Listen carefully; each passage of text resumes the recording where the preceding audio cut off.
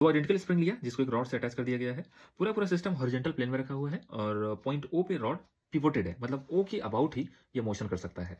सवाल ये है कि अगर ऊपर वाले एंड को या एक एंड को हमने एक स्मॉल एंगल से डिस्प्लेस करके छोड़ दिया तो इसका फ्रीक्वेंसी बताना है, किस फ्रीक्वेंसी से ये ऑसिलेट करेगा। तो देखो सबसे पहली बात तो ये है कि अगर मैं स्मॉल एंगल से इसको डिस्प्लेस करूं तो स्प्रिंग कितने से कंप्रेस हो जाएगा। मैंने मान लिया एक्स से, तो वो एक्स की वैल्यू L/2 इंटू थीटा लिख सकता हूं। ये basically arc length is equal to R into theta वाले फॉर्मूले से मैंने किया है। अगले स्टेप में देखो मैंने स्प्रिंग फोर्स कैलकुलेट कर लिया के इंटू एक्स करके, तो ये के इंटू L/2 इंटू थीटा आ गया। अब सोचो मुझे torque is equal to alpha लिखना है, तो नेट टॉर्क इस पॉइंट ओ के अबाउट क्या लिखोगे?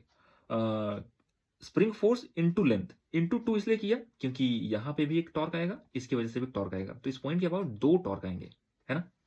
और इसी को मैंने I about O into alpha के बराबर लिख दिया। अब इसके बाद तो क्या ही बचा है, हमें ये पता है इसको सिंप्लीफाई किया गया है और यहाँ पे पॉइंट ओ के अबाउट जो कि सेंटर ऑफ मास है, तो M L square by 12 I not की वैल्यू होगी। उसके बाद हमने देखा कि भाई अल्फा की वैल्यू इतनी आई है। थोड़ा सा और आगे जाओ, अल्फा को मैं ओमेगा स्क्वायर थीटा लिख सकता हूँ एसएचएम की कंडीशन। अच्छा यहाँ पे मैंने माइनस साइन शो नहीं किया है जानबूझ के, क्योंकि उससे ज़्यादा फर्क पड़ता नहीं हमें, है ना। तो थोड़ा सा और एक स्टेप आगे अगर जाएं, कंपैरिजन करें, तो मुझे पता चला है कि omega equal to root 6 k/m आ जाएगा। उसके बाद तो क्या ही बचा है, आप खुद ही सॉल्व कर सकते हो।